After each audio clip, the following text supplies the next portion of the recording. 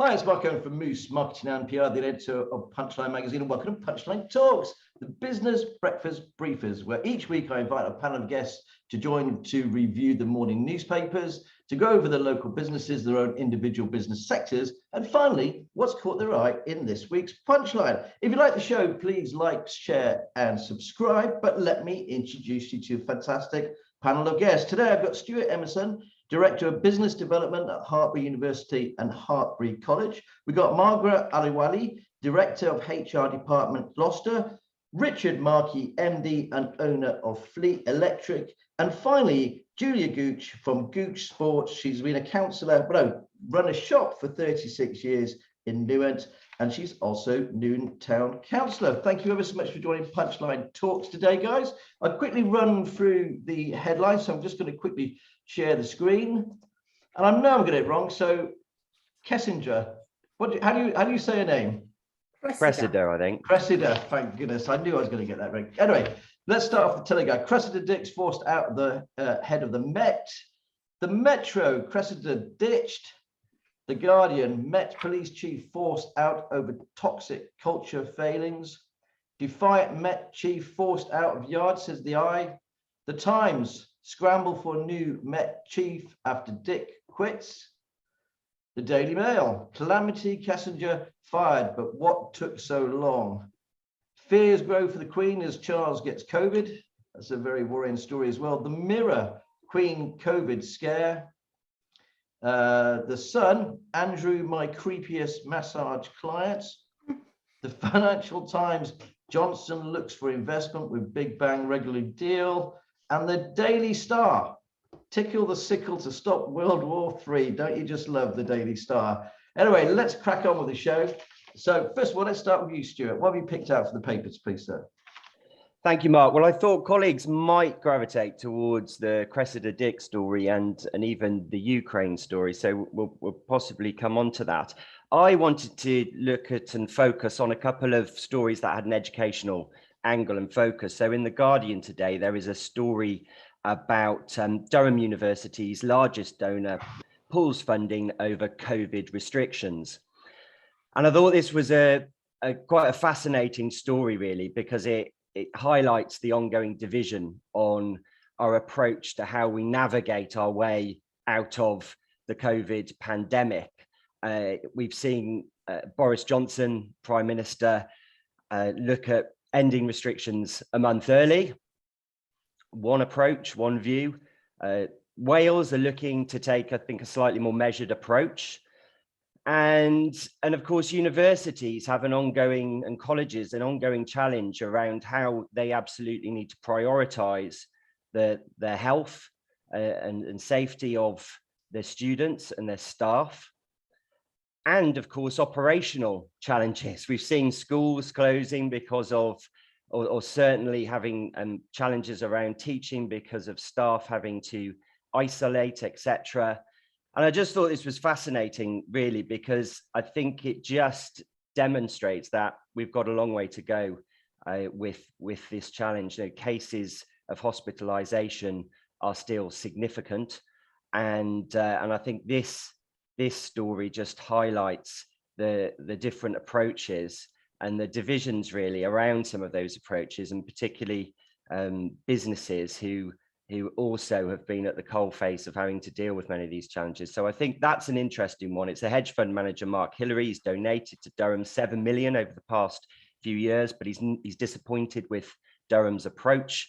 And I think he wants a kind of free-for-all. But as I say, universities and colleges need to take a judicious decision and put the students and staff at the forefront of their decisions. So that was that one. The second one is more local. I thought we'd keep it local with the Forester.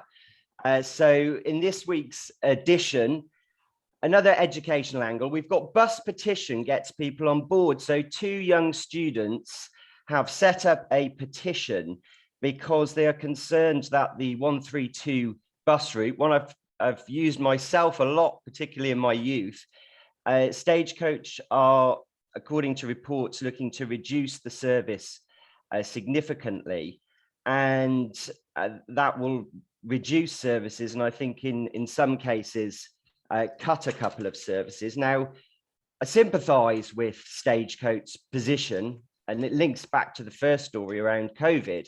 Clearly, one of the benefits of COVID has been this acceleration of technology, which has allowed people to work from home, hybrid working, particularly in remote areas like the Forest of Dean, which might not have fantastic access. But the business case for the result in that is that less people are using public transport. And so some of the routes are becoming less viable. And Stagecoach have said, you know, the COVID pandemic significantly reduced the number of people using these routes, with buses north and west of Newent running at a loss. So very quickly, I think this is incredibly important because this talks to isolation, it talks to connectivity, it talks to young people being able to access other parts of the county, elderly people being able to get around and about, and perhaps we need to think about other solutions and other business models, such as maybe a social enterprise model. You know, there's a HCT business in London, very different proposition, of course, with footfall there, but they operate in other parts of the country, and they cross-subsidize those high footfall areas to pay for areas that are loss makers. And their social mission, as it were, is to ensure that people have the best life chances and access to travel and don't suffer from isolation issues. So those were the two stories that caught my eye with an education angle today. I think the Stagecoach one is really relevant, obviously, to Julia as well. In Newent, you need those people coming back and forth, isn't it? At the end of the day, you've got the elderly relying on it, the young people relying on it. Stagecoach cuts the buses, and you can't blame them. They're losing money. I mean, they're completely empty. What do you think, Julia? Yeah, there is a petition. Actually, there's over 1,000 signatures on the petition. Obviously, you know, people have contacted me to see what I can do, but it is a commercial decision. It's not a subsidised route, but Gloucestershire County Council have received a number of questions, and I believe that's on their cabinet papers for the 16th of this month. So that's going to be interesting how they respond. So I'm waiting for that. Well, it's also on the town council agenda for Monday. There's just not enough money, and you can't keep losing money as a business. You just have to, you know, I see the Stagecoach buses running on empty all the time. Anyway, thanks ever so much for that input as well, Julia. Margaret, I'm going to go over to you. What stories have you picked out for us today, please? I picked up a few from the Times. Stuart and Julia, I know this is going to affect us locally, but working from home is now going to be a permanent fixture. The Times did a survey, and 4 out of 5 bosses feel that they would allow their employees to work from home, if not full-time, at least hybrid working. So somehow we're going to have to work around this, because it's going to have a huge impact on the high street, on businesses who rely on people coming into work. Colleagues have told me that the city's dead at the moment. It's just not the same. So it'll be interesting to see how it all pans out. Well, at the end of the day, though, it's like me. I have a big fire station. Nobody's been there for 2 years. You know, and I'm actually going to close the office, and I'm going to work from home, and all my staff want to work from home. It just seems to work as a better model for us. And if it doesn't work, I'll just switch to another. I think you just got to be more flexible, isn't it? I can't see it going back to the way it was. Of course, a lot of businesses have been incredibly agile, haven't they, and have moved to digital and have actually benefited in some respects from improved sales, because they've moved the business forwards in a number of ways. But yeah, it's Hartpury University and Hartpury College is certainly, from a support staff perspective, we're operating the hybrid policy in it, and I think kind of call it grown up working. Really, you're just sensible in terms of the needs of the business and staff. Yeah. Sorry, Margaret. So what else have you picked out there? Well, there's one article I thought that was great, and that's about giving young offenders a chance in the workplace. Obviously, we all know that research has shown that when these kids leave prison, they can't get a job. There's a lot of negative attitudes surrounding them, and inevitably they end up going back into crime. So what the government are doing is they're putting an initiative in place so that they can perhaps get some apprenticeship schemes going. So, and obviously employers have to buy into it, otherwise it's not going to work, but at least give them a chance to get back into work and maybe, you know, just improve their life chances really. So personally, I think it's a great idea. Whether it's going to work or not, I don't know, because there's still a lot of prejudice, isn't there, surrounding people who've been into prison. So whether it works or not, I don't know. But at least, you know, let's try and see and get it going, because if we can get it to work, it'll be a really good thing. Yeah, it's funny because Timpson's, Yeah, that's what they do. They're fantastic company. A lot of their people are ex-cons. Okay, well, thanks ever so much for that, Margaret. Richard, I'm going to go over to you now, sir. Thanks for joining Punchline Talks today. So what have you picked out from us, please? So yeah, I'm going to start with one I saw in the Telegraph, and it's kind of in our industry, which is quite very timely. But it's around the National Grid announcing a scheme that they're launching with Octopus Energy, which will allow National Grid to effectively withdraw energy from electric vehicle batteries to help balance the grid. So it's something that I was involved in from my previous time at Mitsubishi Motors, where we were trying to bring the first consumer bi-directional charging offerings to the market. And I think this is the first step in what will help the industry in terms of, you know, energy prices, be able to supply and balance demand to help the UK effectively manage its own energy. So I think that's a really positive step to see that National Grid are kind of getting involved in that and funding it, because I think it's, with the current crisis, every pore in the market's looking at how they can reduce energy or produce it sustainably and all those aspects really. So it's be interesting to see how that trial pans out and to see people's reactions, because if your car suddenly you know, it's having energy withdrawn from it, yeah, to see how people react and big part of what you do at the end of the day, isn't it? Yeah, it is, and that's what I think the electric vehicle, it gets you made to be, but there are so many other aspects to it where it can yeah, benefit you know, not just air quality and pollution, but yeah, there's aspects in terms of the subsidiary services that it can help assist. Okay, have you picked out another story for us, quick? The other one was the international, was the Russian figure skater, the 15-year-old Camilla.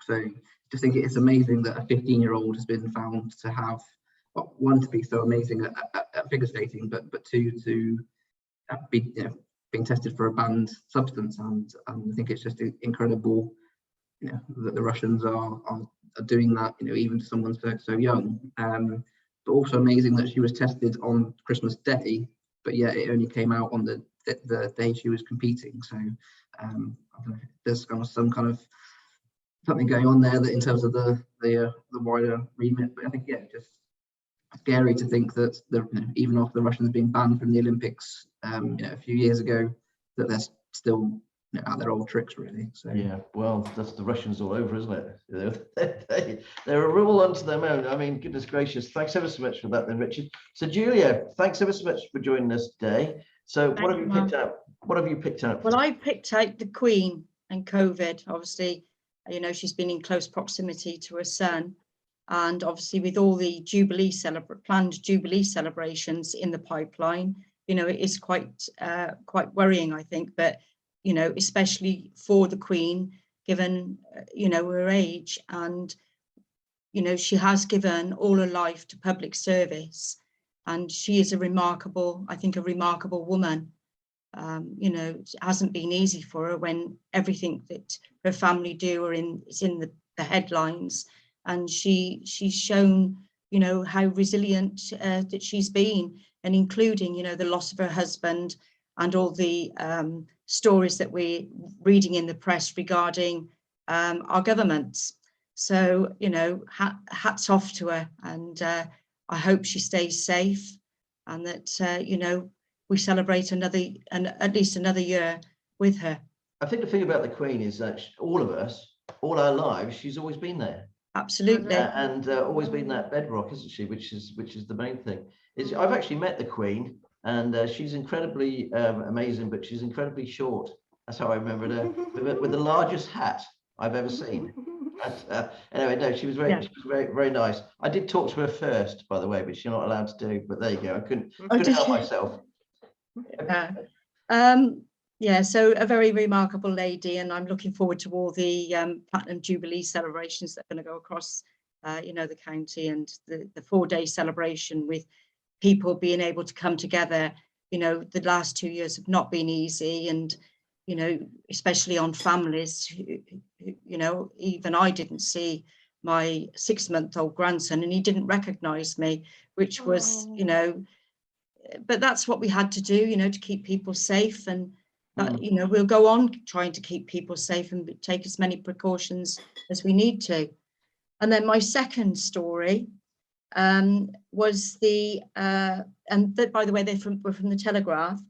The chair of the all-party parliamentary groups didn't make the headlines for women in enterprise, and they've picked up on how female and entrepreneurs make a huge contribution to the economy and society. And I've been involved in business before I ran the business that I have now. I supported my father with his business, so I've been quite a long time. And I say behind every successful man there is a very strong woman. They always say behind every successful woman is a cat. But anyway, that's I can't say that. But if you look at Newent, most of our shops in Newent are female run, and including the town council is mostly female run. I did notice that when I was looking up your list. Well, let's talk about your business then, because you've been running Gooch Sports for a long, long time. You've been 36 years, haven't you? Goodness gracious, you must see a massive change in retail. What's been the biggest change over all that time? I think you have to adapt to and provide what people want. It's not necessarily the products that there are a lot of products out there, but you have to stock what sells. You can't have things sat on the shelf just to look pretty.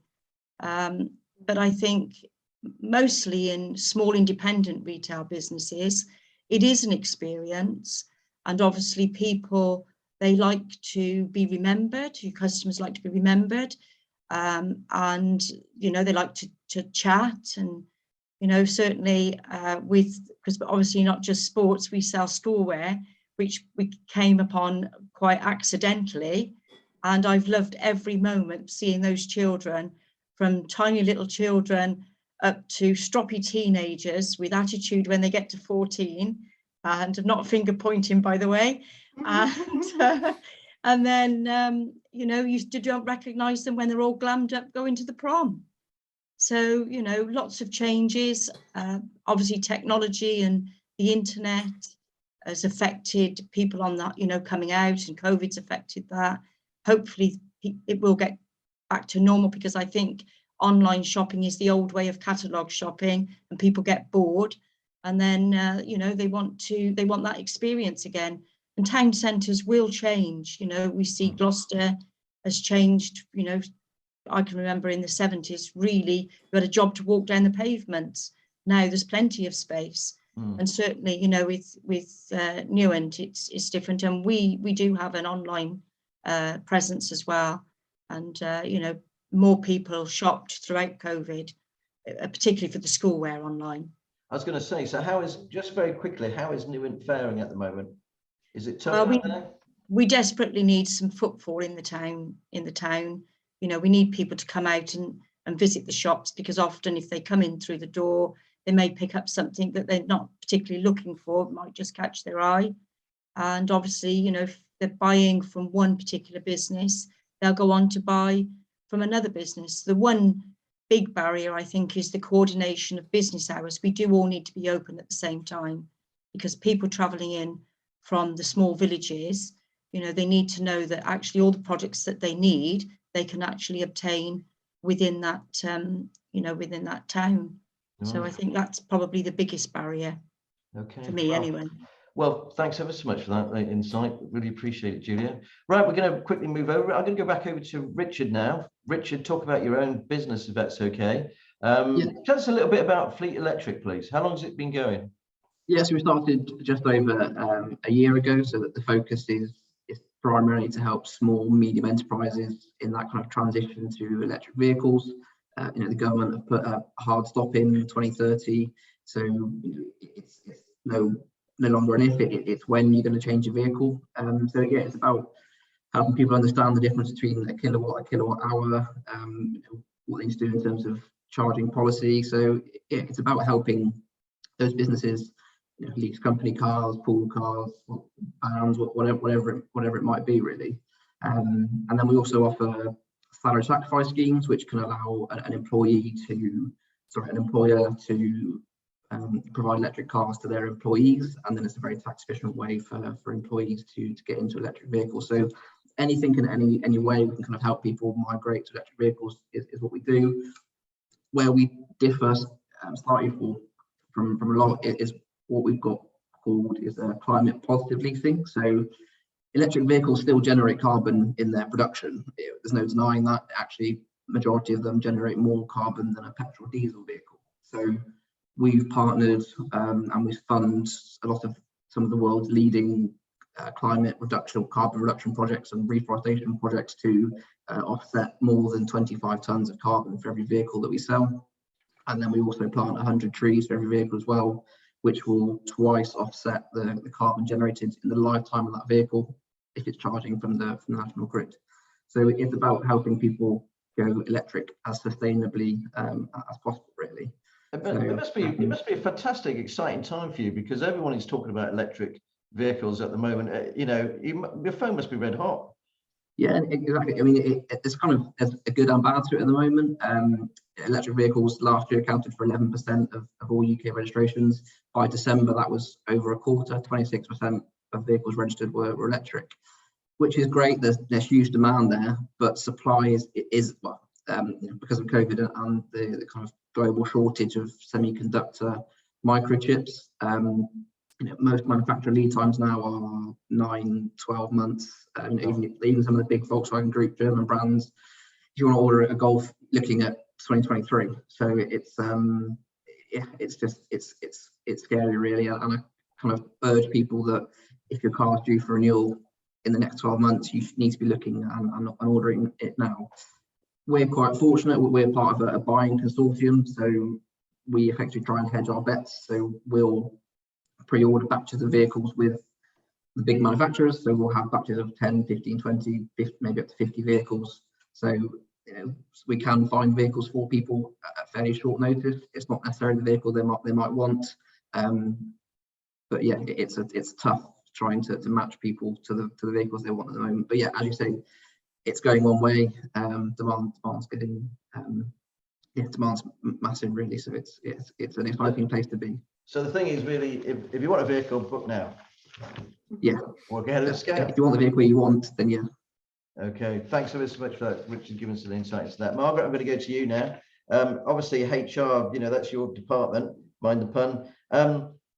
People going back to work, are bosses being fair?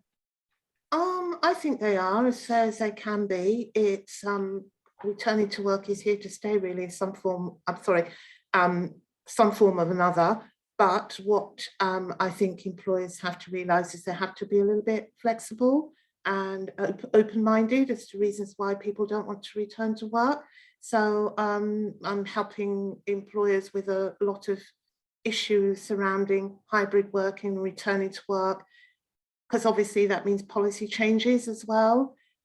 So there's a lot of issues surrounding our handbooks up to date. Have we got the right policies and procedures in place as well?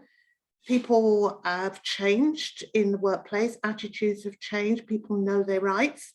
So there's a lot of issues surrounding, how do I deal with this? I don't want to end up with an expensive litigation case. So there's a lot of queries surrounding disgruntled employees as well.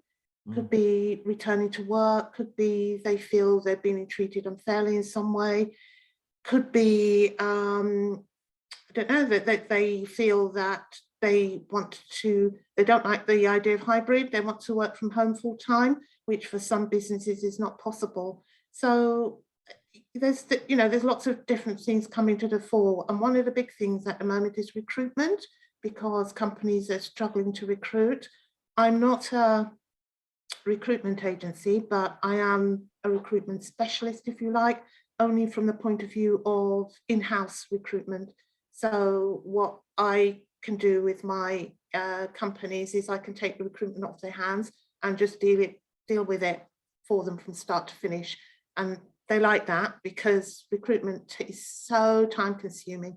So just to have somebody they trust who can just take it off their hands, deal with it, work very, very closely with them. So, we exchange ideas, how to go forward, how to tap into the market, how to make their jobs stand out and people come and work for them. So yeah, I'm doing a lot of that at the moment as well.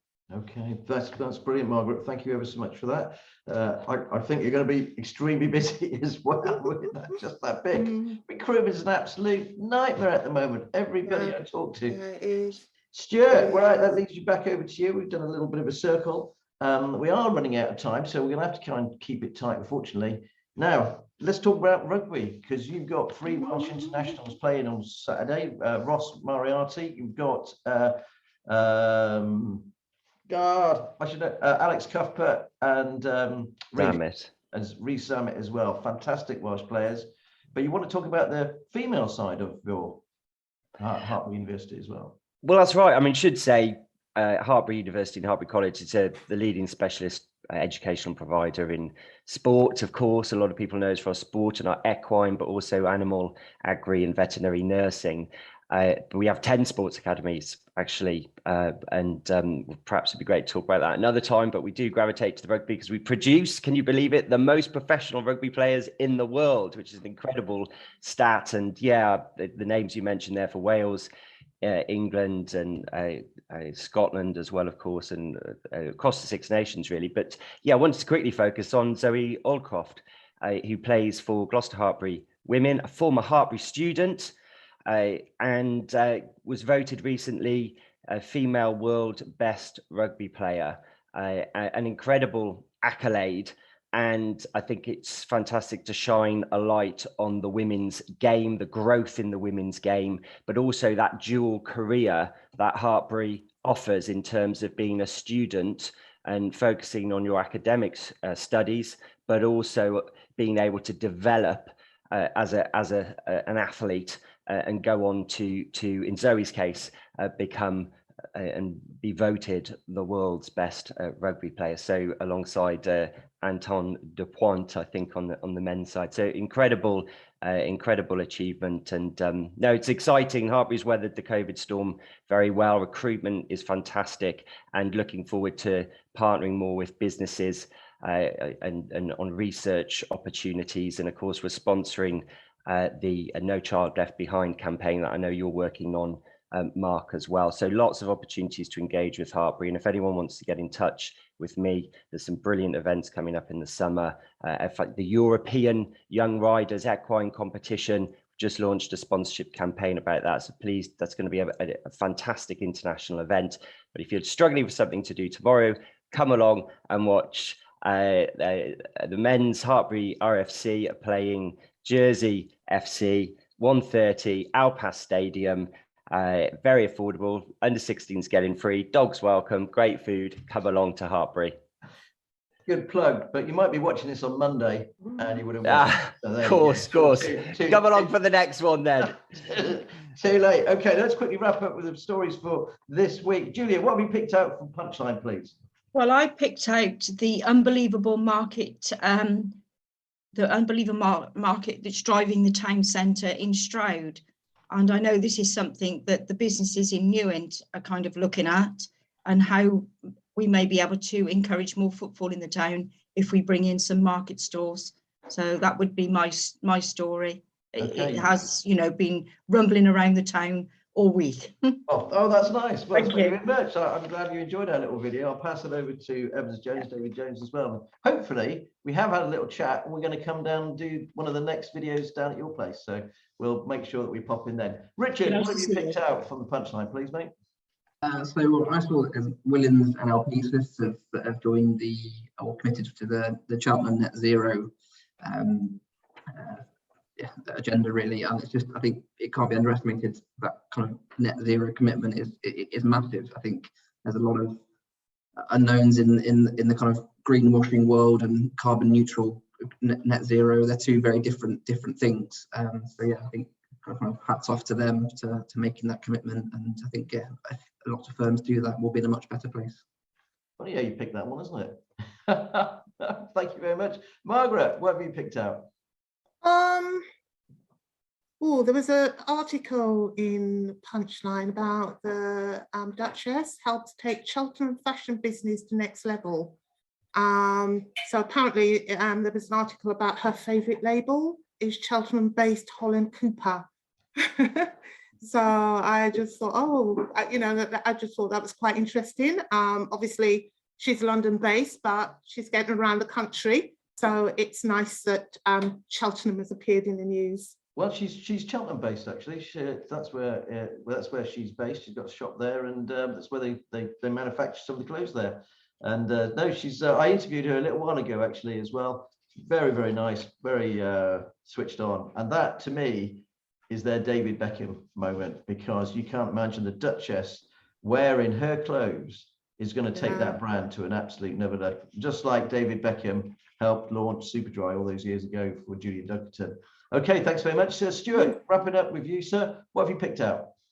Tour of Britain is coming to Gloucestershire. What a fantastic boost for the county, for hospitality, and well done to the county council and all the other stakeholders, I'm sure, who were involved. I think it's a fantastic opportunity to showcase all the good things that are going on in the county, all the regeneration, all the cultural aspects, and that's going to be a fantastic celebration of cycling and everything that Gloucestershire has to offer. And let's hope they go through Newent to help them out. That's what we should lobby for, and past Hartpury as well. My favourite stories of the week was actually Dr. Foster's to reopen at Gloucester Docks after being closed 3 years. There was a sneak peek inside Cheltenham's Minster Exchange.